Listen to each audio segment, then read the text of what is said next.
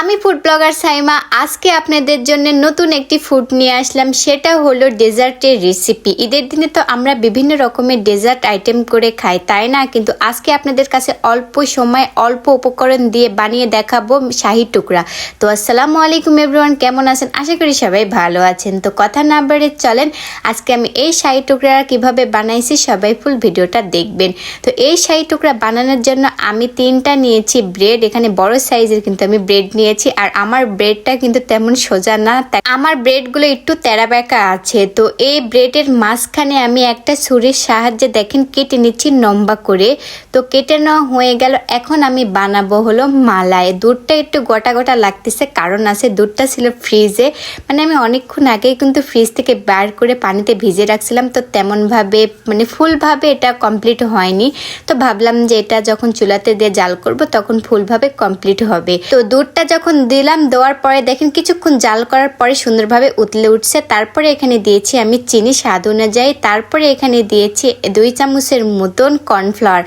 আমি যেহেতু কর্নফ্লাওয়ার ব্যবহার করছি, এখানে চাইলে কিন্তু আপনারা কাস্টার্ড পাউডারও ব্যবহার করতে পারেন, কিন্তু এখানে একটা কথা বলি, আমি কাস্টার্ড পাউডার একদম খেতে পারি না।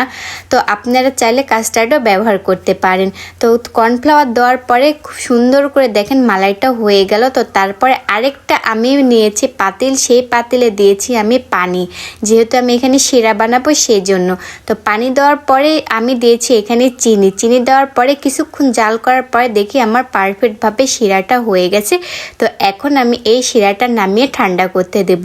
তো এদিকে আমি দুইটাই ঠান্ডা করতে দিলাম। তারপরে নিয়েছি একটা প্যানে দিয়েছি আমি তেলটা দিয়ে আমি গরম করতে দিলাম। তো গরম যখন হয়ে গেল, যে ব্রেডগুলো আমি কেটে রাখছিলাম সেগুলো কিন্তু আমি দিয়ে দেব। দেওয়ার সাথে সাথেই কিন্তু এগুলো উল্টিয়ে নিতে হবে, কারণ এটা বেশিক্ষণ রাখলে কিন্তু একদম পুড়ে যাবে।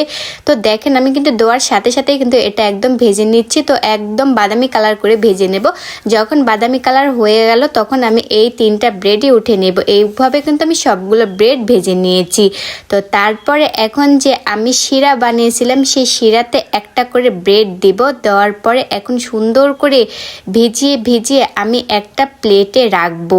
তো ঠিক এইভাবে করে সবগুলো করতে হবে, যাতে চিনির শিরাটা সুন্দর করে ব্রেডের ভিতর ঢুকে যায়, তাহলে কিন্তু এই শাহী টুকরাটা খেতে ভালো লাগবে। এখানে তো যেহেতু আমি 2 জায়গাতে মিষ্টি ব্যবহার করছি, সেই ক্ষেত্রে বেশিক্ষণ এটা ডুবিয়ে রাখার দরকার না। বেশিক্ষণ ডুবিয়ে রাখলে এটা কিন্তু একদম নরম হয়ে যাবে। তারপরে আমি যে মালাইটা বানাই রাখছিলাম সেটা কিন্তু উপর দিয়ে আমি দিয়ে দিলাম। তারপরে আমি এগুলো নর্মাল ফ্রিজে 1 ঘন্টা রেখে দিয়েছিলাম। তারপরে আমি উপর থেকে কিছু ড্রাই ফ্রুট দিয়েছি। দেওয়ার পরে দেখেন কত সুন্দর হয়েছে এই শাহী টুকরা। এটা কিন্তু ঈদের দিনে বা অতিথি আপ্যায়নে এই ডেজার্টটা কিন্তু তৈরি করতে পারেন। আর আমার কাছে মনে হয় যে এই ডেজার্টটা বানানো খুব সহজ, আর খেতেও তো মাশাআল্লাহ অনেক মজার হয় এই শাহী টুকরাটা। তো আপনারা চাইলে কিন্তু এই শাহী টুকরা বানাতে পারেন। তো আজকের আমার এই শাহী টুকরা রেসিপিটা আপনাদের কাছে কেমন লাগলো অবশ্যই কমেন্ট করে জানাবেন। আর রেসিপিটি ভালো লাগলে কোনো সময়ের জন্য লাইক কমেন্ট শেয়ার করার জন্য ভুলবেন না, বলে দিলাম সবাইকে।